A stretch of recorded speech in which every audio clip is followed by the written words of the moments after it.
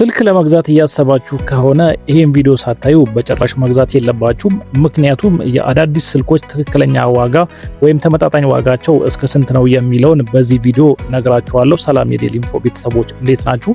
በዛሬው ቪዲዮአችን አሁን ላይ በብዛት እየተሸጡ ካሉ አዳዲስ የሳምሰንግ ስልኮች ትክክለኛ ዋጋቸው እስከ ስንት ነው የሚለውን በዚህ ቪዲዮ ነግራችኋለሁ። ቪዲዮን እስከ መጨረሻው ድረስ ተከታተሉት። ቪዲዮን ላይክ፣ ሼር በማድረግ ጀምሩ። ለቻናሉ አዲስ ከሆናችሁ ደግሞ እንደዚህ አይነት ጠቃሚ መረጃዎች እንዲደርሳችሁ ቻናሉን ሰብስክራይብ በማድረግ ቤተሰብ ሁኑ።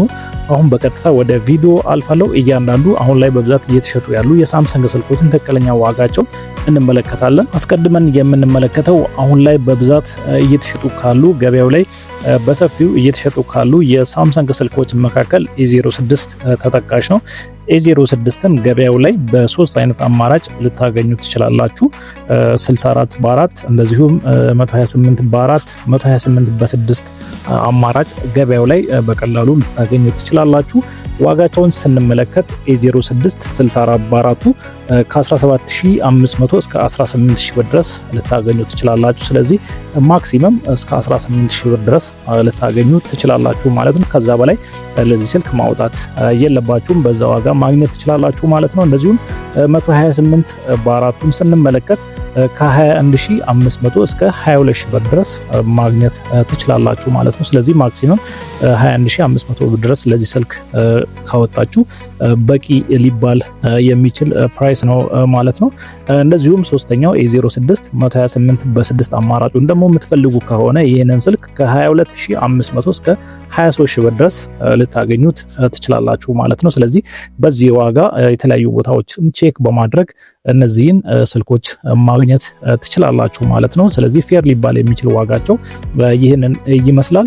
ሌላው አሁን ላይ በብዛት እየተሸጡ ካሉ አዳዲስ የሳምሰንግ ስልኮች መካከል A07 ተጠቃሽ ነው። A07ም እንደ A06 በሶስት አይነት አማራጮች ገበያው ላይ ልታገኙት ትችላላችሁ። 64 በ4 128 በ4 እንደዚሁም 128 በ6 በሰፊው ገበያው ላይ በቀላሉ ማግኘት ትችላላችሁ ማለት ነው። 64 በ4ቱን ስንመለከት ከ19000 እስከ 19500 ብር ድረስ ማግኘት ትችላላችሁ። 128 በ4ቱን ስንመለከት ከ21500 እስከ 22000 ብር ድረስ ልታገኙት ትችላላችሁ።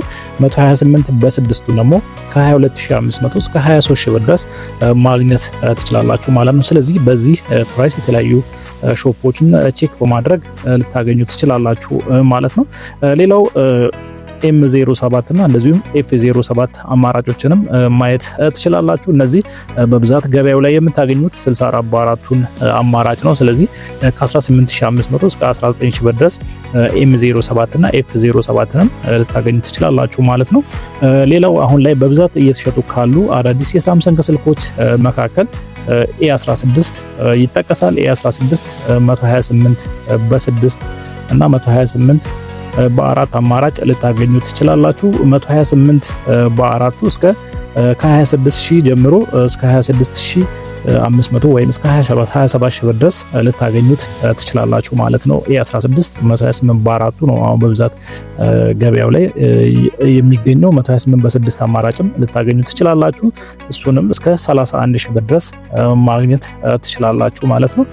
ሌላው A17 ነው አሁን ላይ በብዛት ገበያው ላይ እየተሸጡ ካሉ የሳምሰንግ አዳዲስ ስልኮች መካከል ተጠቃሽ ነው። 128 በ6 እንደዚሁም 128 በ6 5G 256 በ8 ደግሞ 5G አማራጭ ልታገኙ ትችላላችሁ ማለት ነው። A17 128 በ6 4Gን ስንመለከት ከ32000 እስከ 32500 ብር ድረስ ልታገኙ ትችላላችሁ ማለት ነው። A17 5G 128 በ6ን ስንመለከት ከ34000 እስከ 34500 ወይም እስከ 35000 ብር ድረስ ማክሲመም ታገኙታላችሁ ማለት ነው። ስለዚህ በዚህ ፕራይስ ይህንን ስልክ ማግኘት ትችላላችሁ። እንደዚሁም ስቶሬጁ ከፍ ያለ የምትፈልጉ ከሆነ ራሙና ስቶሬጁ ከፍ ያለ የምትፈልጉ ከሆነ ደግሞ A17 5G 256 በ8 አማራጭም ማግኘት ትችላላችሁ። ይሄንን ስልክ ከ39000 ብር እስከ 40000 ብር ድረስ ልታገኙ ትችላላችሁ። ከ39000 እስከ 40000 ብር ድረስ ማግኘት ትችላላችሁ ማለት ነው። ሌላው ገበያው ላይ M17 ማግኘት ትችላላችሁ። M17 128 በ6 አማራጭ ነው በሰፊው ገበያው ላይ የምታገኙት። ይህንን ስልክ እስከ 32 ሺህ ብር ድረስ ማግኘት ትችላላችሁ። ትንሽ ሻል ያለ እንደዚሁም ከፍ ያለ ራማቸው ሊሆን ይችላል። እንደዚሁም ስቶሬጃቸውና ሌሎች የተሻለ ኳሊቲ የምትፈልጉ ከሆነ ደግሞ A26 ማግኘት ትችላላችሁ። ሳምሰንግ A26 256 በ8ቱ እስከ 45 ሺህ ብር ድረስ ማግኘት ትችላላችሁ። A37 አማራጭንም ቼክ ማድረግ ትችላላችሁ።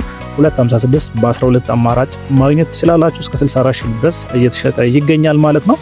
ሌላው አሁን ላይ በብዙ ዘንድ ተወዳጅ የሆነውና በሰፊው እየተሸጠ ያለው አዲሱ የሳምሰንግ ሞዴል A57 5G 256 በ12 GB ራም ማለት ነው እስከ 74 ሺህ ብር ድረስ ማግኘት ትችላላችሁ ማለት ነው። ሌላው ከA57 በፊት የነበረውን A56ን ማግኘት የምትፈልጉ ከሆነ ይሄም ስልክ ስቲል አዲሱን ገበያ ላይ ማግኘት ትችላላችሁ። 256 በ12 እስከ 70 ሺህ ብር ድረስ ልታገኙት ትችላላችሁ ማለት ነው። እንደዚሁም ምናልባት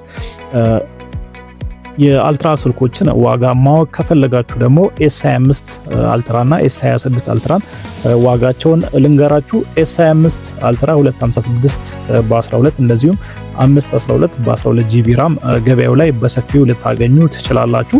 256 በ12 GB S25 አልትራ ማለት ነው 157 ሺህ ብር ድረስ ልታገኙት ትችላላችሁ።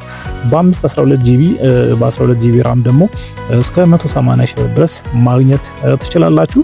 እንደዚሁም S26 አልትራን የምትፈልጉ ከሆነ ደግሞ 256 በ12 512 በ12 GB ራም አማራጭ ማግኘት ትችላላችሁ። 256 በ12ቱን ስንመለከት እስከ 175 ሺህ ብር ድረስ ልታገኙት ትችላላችሁ ማለት ነው። እንደዚሁም 512ቱን የምትፈልጉ ከሆነ ደግሞ እስከ 215 ሺህ ብር ድረስ ልታገኙት ትችላላችሁ ማለት ነው። ስለዚህ እነዚህን ስልኮች በዚህ ዋጋ ማግኘት ትችላላችሁ። ኤኒ ታይም የስልኮችን ዋጋ ማወቅ ከፈለጋችሁ ደግሞ ስክሪኑ ላይ በማስቀምጥላችሁ ስልክ ቁጥሮች ደውላችሁ ቼክ ማድረግ ትችላላችሁ። እንደዚሁም ከኛ መውሰድ የምትፈልጉ ከሆነም አድራሻችንን እነግራችኋለሁ። ደውላችሁ ቼክ ማድረግ ትችላላችሁ። ለዛሬ ይዤላችሁ የመጣሁት ቪዲዮ ይህንን ይመስል ነበር። በቀጣይ በሌላ ጠቃሚና አስተማሪ መረጃ እመለሳለሁ። እስከዛው መልካም ጊዜ ይሁንላችሁ።